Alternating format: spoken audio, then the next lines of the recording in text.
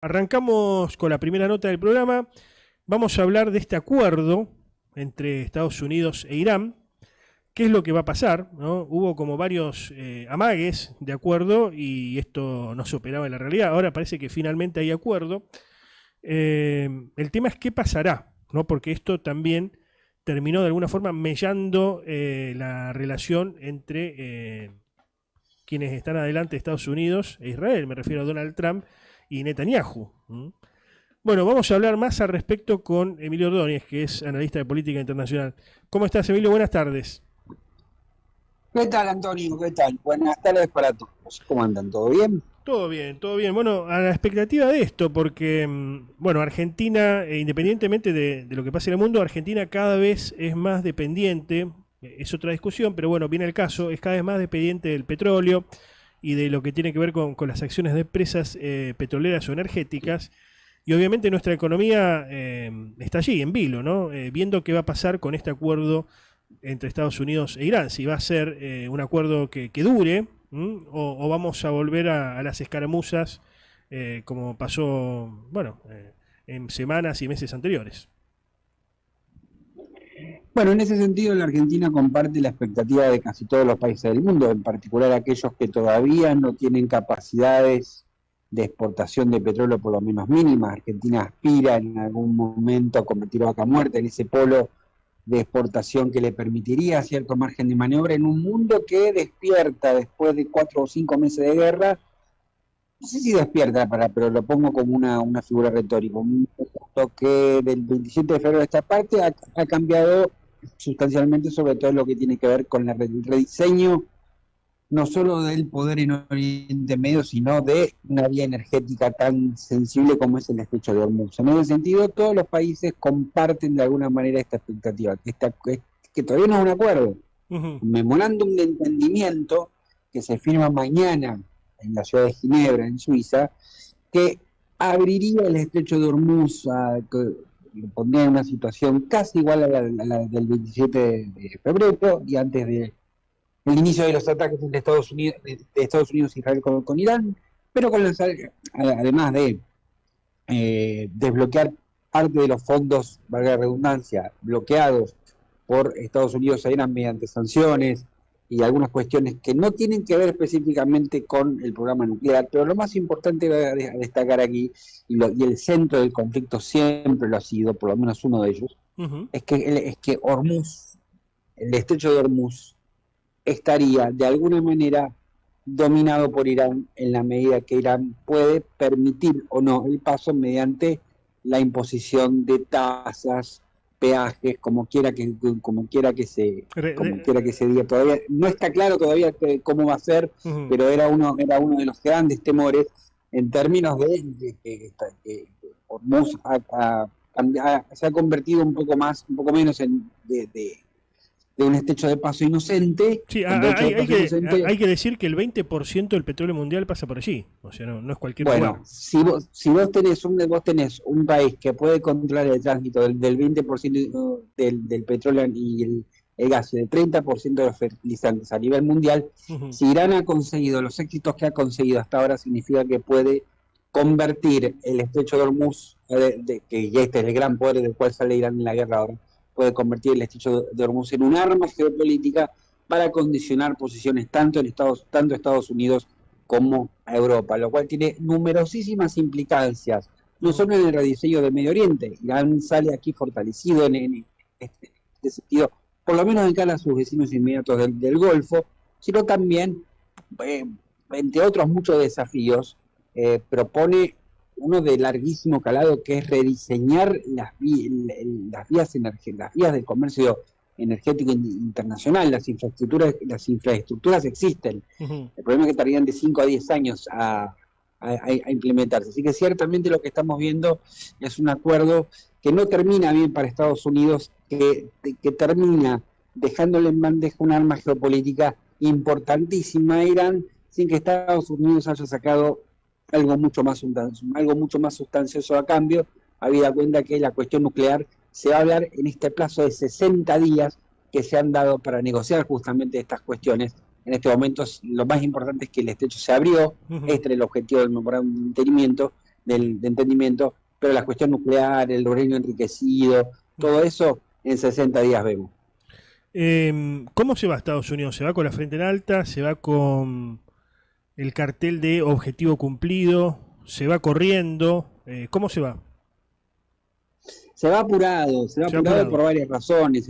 Sí, se va apuradísimo. Estados Unidos, hay un consenso entre analistas y entre observadores informados que Estados Unidos ha firmado el mejor de los peores acuerdos posibles. Era un mal acuerdo, pero no era el peor acuerdo. ¿Cómo es? Me interesa el mejor de los... ¿Cómo era? El mejor de los peores acuerdos. El mejor de los peores acuerdos. El mejor de los peores acuerdos. Sí. Qué buen título, qué buen era título. El único camino que parecía tener disponible. Es un acuerdo que en algún sentido se parece al que el propio Irán esbozó alrededor de un mes atrás, un acuerdo que discutiera Hormuz primero y los temas sensibles que tienen que ver con lo nuclear después. Estados Unidos, como nunca tuvo ni un objetivo claro en la guerra, ni una estrategia de negociación consistente, al final termina de alguna manera esbozando algo parecido a lo que Irán había esbozado un mes atrás, y retomando lo que dijiste en cuanto a cómo se va a Estados Unidos, si se va triunfante o se va con la cabeza baja, me parece que va a vender, como lo intentó hacer en la cumbre de Evian del G7, que terminó el miércoles, que terminó ayer. Fue a Francia con la frente en alto, tratando de vender que era Estados Unidos el que había torcido la mano de Irán para el acuerdo, cuando en realidad había muchos factores intangibles que no tenían que ver específicamente con la guerra, verbigracia, la capacidad, las reservas de petróleo de muchos países ya se estaban agotando, algunos países habían empezado a racionar petróleo, países obviamente dependientes del fluido. Este era uno de las cuestiones importantes, y lo otro importante es la estrepitosa caída de imagen de Donald Trump internamente en Estados Unidos con vista a las elecciones de noviembre. Todo eso generó un reloj interno político para Estados Unidos que lo obligó en alguna medida justamente a acceder a este mejor de los peores acuerdos. Un acuerdo que permite que el comercio en Hormuz se reabra, que cesen los bombardeos, pero que en realidad le deja a Irán mucha más palanca geopolítica para un futuro que, repito, por el momento nos entendemos, pero de paz hoy no estamos hablando. ¿Cómo quedó la relación entre Trump y Netanyahu, entre Donald Trump y Benjamín Netanyahu, a sabiendas de que, bueno, Israel quería seguir con el conflicto? Uno de los 7 conflictos que tiene hoy por hoy, porque está en 7 conflictos a la vez Israel, ¿no? Una cosa increíble, que a su vez necesita y cada vez más del poderío militar estadounidense, ¿no? Porque antes Estados Unidos ayudaba desde lejos, ahora directamente ayuda con pertrechos, con soldados en el lugar. Ha cambiado la situación y últimamente es cada vez más dependiente Israel, un Israel beligerante que cada vez abre más conflictos. ¿Cómo queda en este sentido la relación entre ambos presidentes? Para ponerlo en resumidas cuentas, en función del tiempo que tenemos, Antonio, queda resentida la relación. Queda resentida. Siempre hubo resentidísima, creo que queda muy resentida. Creo que hay una creciente desconfianza, tanto más en la medida que Israel, que no acepta el acuerdo, que este acuerdo, además, no lo mencioné, pero me haces acordar de ello, es muy importante, implica que la guerra terminaría en ambos frentes, tanto en el frente de lo que tiene que ver con Hormuz y los bombardeos de Estados Unidos contra Irán, como en el capítulo israelí de cara al Líbano. La primera cosa que hace Israel cuando se da a conocer la firma del acuerdo es bombardear Beirut, bombardear los barrios chiitas de Beirut, marcando claramente que Israel está totalmente desvinculado de cualquier cosa que firme Estados Unidos. Israel se reserva ese derecho de acción y es uno de los grandes disruptores, es el radical libre de toda esta ingeniería que está tratando de llevar adelante no solo Trump, sino Pakistán, Qatar, Turquía y demás. Otra cosa muy importante, rapidito, es lo siguiente. Te había hablado de 2 elementos que conformaban una especie de bomba de relojería para presionar a la firma de este entendimiento. Otro elemento que tiene que ver con la ayuda de Estados Unidos a Israel, militar digo, es que Estados Unidos estaba llegando a un punto bajísimo en cuanto a la existencia de misiles Patriot, entre otros, debido a la ayuda o a la necesidad de contrarrestar el poder de drones iraní, a tal punto que había desviado partidas de misiles que compra la Unión Europea, ¿no? Había desviado partidas de misiles destinadas en principio a Ucrania para llevarlas a Oriente Medio. La bajísima tasa de posesión de pertrechos militares de alta tecnología también es un elemento a tener en cuenta, y es un elemento que puede llegar a condicionar en algún punto las relaciones entre Estados Unidos y Israel. Pero claramente Trump y Netanyahu, la relación hoy sale mucho más percudida que hace 5 meses. ¿Cómo afecta este acuerdo, este entendimiento parcial al gobierno de Javier Milei y a la figura de Javier Milei? Porque independientemente del petróleo, que Argentina apostaba a que siga la guerra para que entren más dólares frescos en una alicaída economía que recibe pocos dólares productivos principalmente, no especulativos, pero bueno, Milei apostaba a que siga la guerra, digamos, y está muy pegado a Trump y a su estrategia geopolítica. ¿Cómo impacta el gobierno de Milei y la figura de Milei, si es que impacta, Emilio?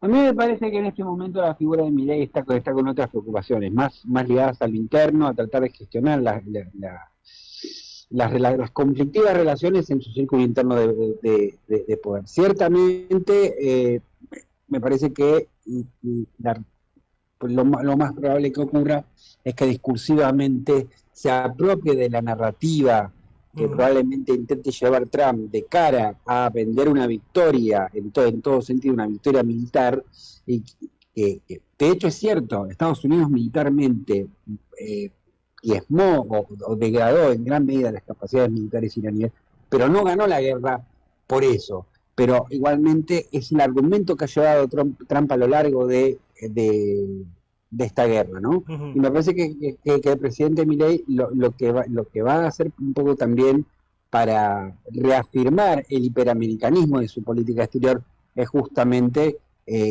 apropiarse de este discurso. Me parece que no tiene un efecto, no mueve el amperímetro a nivel nacional la firma del acuerdo en términos políticos, pero ciertamente le interesa a Milei seguir manteniendo los contactos fluidos con esta Casa Blanca trumpista, dejando de lado los componentes geopolíticos un poco más finos que son también parte de todo este panorama que estamos analizando. Muchas gracias, Emilio, como siempre, muy completo. Muchísimas gracias a vos por el llamado, hasta cualquier momento, saludos a la audiencia. Antonio, abrazo. Adiós.